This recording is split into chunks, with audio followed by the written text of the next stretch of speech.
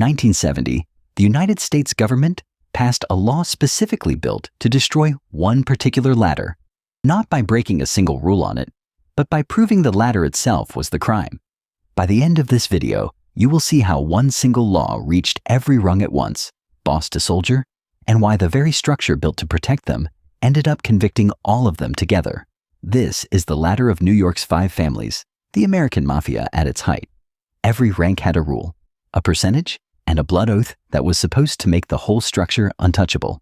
Because at every rank of this world, there was a cut, a tribute flowing upward, and a code of silence that was supposed to protect it forever. And behind every cut, a life spent one indictment away from losing everything. And every single rank on this ladder shared one uncomfortable truth. None of it was legal. None of it was protected by any court. And every dollar earned could, in theory, be seized the moment a case was finally built. Today, we climb it, rung by rung. The associate, the soldier, the capo, the underboss, the boss. And then we open the books on the single law that brought the entire structure down at once. This is Rank and Ledger. In today's episode, the New York Mafia of the 1970s, rank by rank. What each level actually earned, what loyalty really cost, and the law that finally proved the whole structure was the crime. We start with the young man who has not yet earned the right to be trusted with anything at all. One thing before we climb, if you want to see who really gets paid in worlds like this, empires, armies, criminal syndicates, subscribe now and leave a like. It genuinely decides whether this channel survives. An associate works with the family without ever being formally inducted into it. He runs errands, collects debts, and takes on the riskiest street-level work, all while being paid whatever his sponsor decides to hand him. Some associates come from the neighborhood itself. Others are drawn in through legitimate-looking businesses, construction, trucking, waste carting, that the family quietly controls from behind the scenes. Either way, the door in is never advertised. It only ever opens from the inside. He has none of the protection a made member enjoys. If he is arrested, no formal rule requires anyone above him to help. His entire future depends on proving, again and again, that he can earn money and keep his mouth shut while doing it.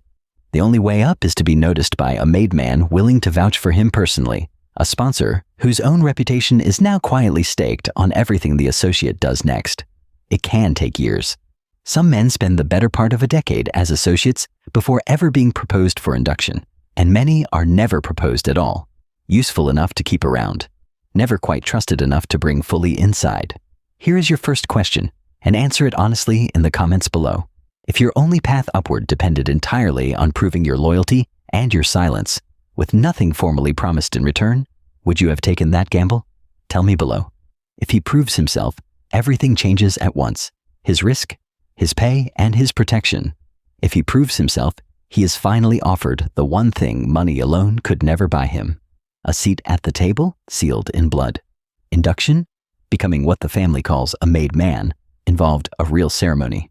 His trigger finger was pricked, his blood smeared on a holy card, and the card set alight and passed hand to hand while he swore lifelong loyalty. From that night on, he was untouchable in a very specific sense. Harming a made man without the commission's approval was itself a capital offense inside this world. But the ceremony bought him protection from other criminals, not from the government.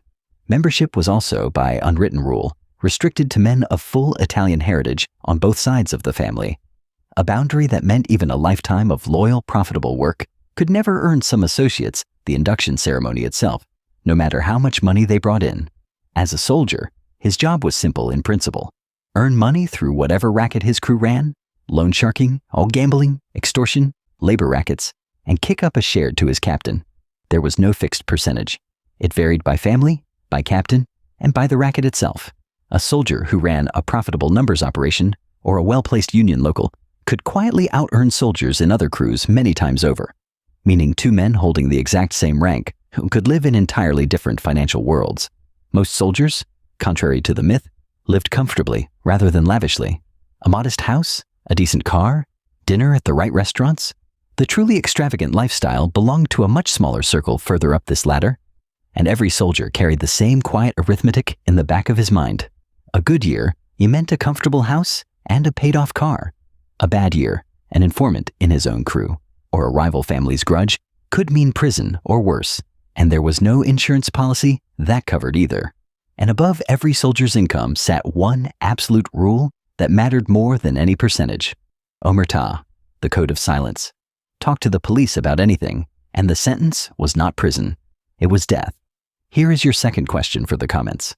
If breaking silence about your own crew meant certain death, but staying silent meant decades in federal prison if you were ever caught, which fear would actually control your choices? Tell me below. Survive long enough under that fear, and a soldier eventually earns the right to stop taking orders and start giving them. Above every crew of soldiers stood the man who owned the racket itself and answered directly to the men who ran the family.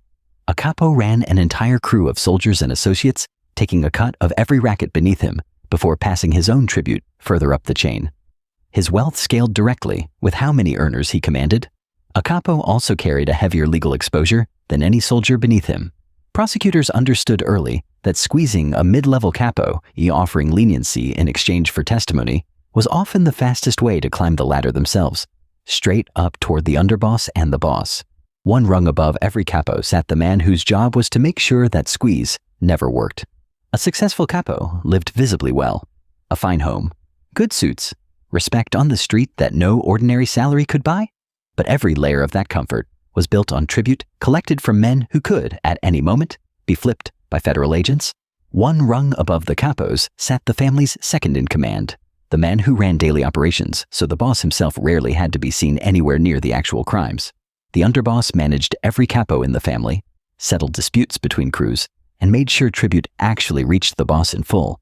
He was rich, powerful, and permanently exposed, the natural first name on any indictment, second only to the boss himself.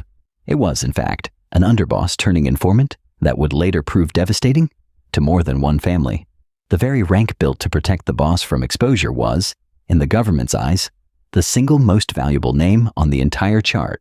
Once one man at that level began cooperating, the entire logic of omerta collapsed for everyone beneath him. If the man who was supposed to enforce the silence would not keep it himself, the oath meant nothing to anyone still holding it. Pause the video here and guess. If federal prosecutors ever managed to prove that an entire family, boss to soldier, was really one single ongoing criminal enterprise, what do you think the maximum sentence for that charge alone could be? Type your guess in the comments before I tell you. I will wait. Locked in your guess? First, let's meet the man at the very top of the family this law was built to destroy. The boss of a New York family sat atop tribute from every capo, every crew, every racket the family touched across the city. He rarely appeared at the scene of any crime, insulated by layers of men who existed, in part, precisely to protect him from ever being directly connected to one. He also sat alongside the bosses of the other four families on something called the Commission, a governing council that settled disputes between families and approved the most serious decisions across the entire New York underworld. For decades, that structure seemed untouchable. Omerta held, tribute flowed, and no single racket on its own was ever quite enough to bring down the men at the very top. It took nearly 15 years after the law passed for prosecutors to build a case large enough to use it exactly as intended. Wiretaps, informants, and years of patient surveillance slowly mapped the very structure the families had always assumed was invisible to outsiders. So the government stopped trying to prosecute the rackets one at a time. In 1970, Congress passed a law called RICO, the Racketeer Influenced and Corrupt Organizations Act. Its idea was radical. Instead of charging individual crimes, prosecutors could charge the entire organization as a single ongoing criminal enterprise. The genius of the law was mathematical, not moral. Prosecutors no longer needed to prove that the boss personally ordered any specific act. They only needed to prove a pattern, at least two related crimes within a 10-year window tied to the same enterprise. The ladder itself became the evidence. Every kick-up, every tribute payment, every layer of the ladder we just climbed suddenly became evidence of the same single conspiracy, stretching from the newest associate all the way to the boss's own chair on the commission. In 1985, prosecutors used exactly that law to indict the bosses of New York's 5 families together in what became known as the Mafia Commission trial. For the first time, the entire ruling council was in the same courtroom, facing the exact same charge. Here is your answer. Most of the men convicted received the maximum possible sentence under that law, 100 years in prison, each for simply being proven members of the enterprise, alongside fines running into the hundreds of thousands of dollars. 100 years, not for a single robbery, a single murder, or a single racket, for the structure itself. The very ladder that had made this world so powerful for so long became, in a single trial, the proof of its own guilt.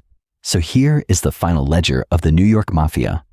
The associate earned at another man's discretion and carried none of the protection made men enjoyed. The soldier earned through the rackets and lived under a rule that made talking to police a death sentence. The Capo and Underboss grew rich, managing tribute flowing upward, insulated, but never truly safe. The boss sat at the very top of it all, on a council that believed itself untouchable. And one single law, built to treat the whole ladder as a single crime, brought every rung of it down together. In every world we have climbed on this channel, someone eventually finds the seam in the ladder. For the American Mafia, the seam was never a single crime. It was the ladder's own shape, and once the law finally saw it clearly, the whole structure came down at once. So, here is your last question, and it is the one that matters most. If loyalty and silence built an empire that lasted decades, was it ever really the crimes that protected it? Or was it simply the shape of the ladder itself? Tell me below. I read every comment. Next time on Rank and Ledger, we climb one of two ladders and you decide which. The CIA or a hedge fund? Vote in the comments.